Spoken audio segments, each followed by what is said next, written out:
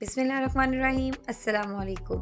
तो आज हम बनाने चाह रहे हैं मज़ेदार से केक रस, जो कि बाज़ार से बहुत महंगे मिलते हैं, लेकिन अगर आप इनको घर में बनाते हैं तो ये बहुत कम प्राइस में बन जाते हैं और इनका टेस्ट किसी भी महंगी बेकरी से कम नहीं होता। तो करते हैं अपनी मज़ेदार सी रेसिपी को स्टार्ट। सबसे पहले आपने ले लेने हैं 3 अदद अंडे। ये केक रस बहुत बजट फ्रेंडली है, तो इस रेसिपी को ज़रूर देखिएगा। इन अंडों में हमने शामिल कर देनी है हाफ कप शुगर, जिसको हमने पाउडर फॉर्म में कन्वर्ट कर लिया है ग्राइंड करके। साथ ही इसमें शामिल कर देंगे 1/4 टीस्पून सॉल्ट और half teaspoon vanilla essence. इन चीज़ों को शामिल करने के बाद आप किसी बीटर की मदद से इसको अच्छी तरह से बीट कर लेंगे।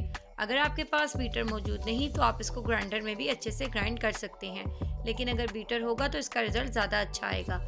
इसको आपने तकरीबन 10 मिनट तक बीट करना है।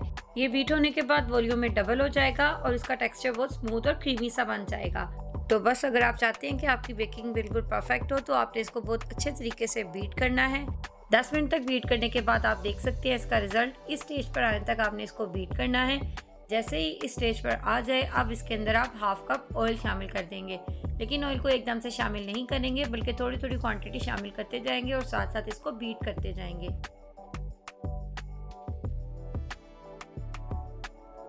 अब इसके अंदर तकरीबन 1 चुटकी के करीब येलो फूड कलर ऐड कर देंगे। ये वही फूड कलर है जो कि हर घर में मौजूद होता है और बिरयानी में इस्तेमाल किया जाता है। अब इसको अच्छी तरह से मिक्स कर लेंगे।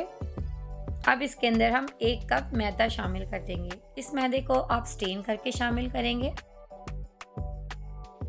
और साथ ही साथ इसके अंदर 1 टीस्पून बेकिंग पाउडर भी शामिल कर देंगे। इसको भी आप स्टेन करके ही शामिल करेंगे। केक रस बनाने की ये आसान और मज़ेदार सी रेसिपी आप ज़रूर देखिएगा और इसको ट्राई भी ज़रूर कीजिएगा। अब इसको किसी स्पैचुला की मदद से अच्छे तरीके से मिक्स कर लेंगे।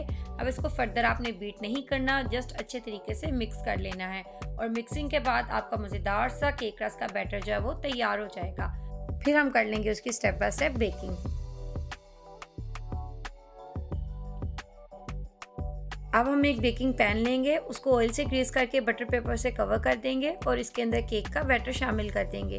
इस सारे बैटर को स्मूथली ऐड करने के बाद आप इसको अच्छे तरीके से टैप कर लेंगे, जिससे कि एयर बबल्स निकल जाएंगे और इसकी बेकिंग बहुत अच्छे तरीके से होगी।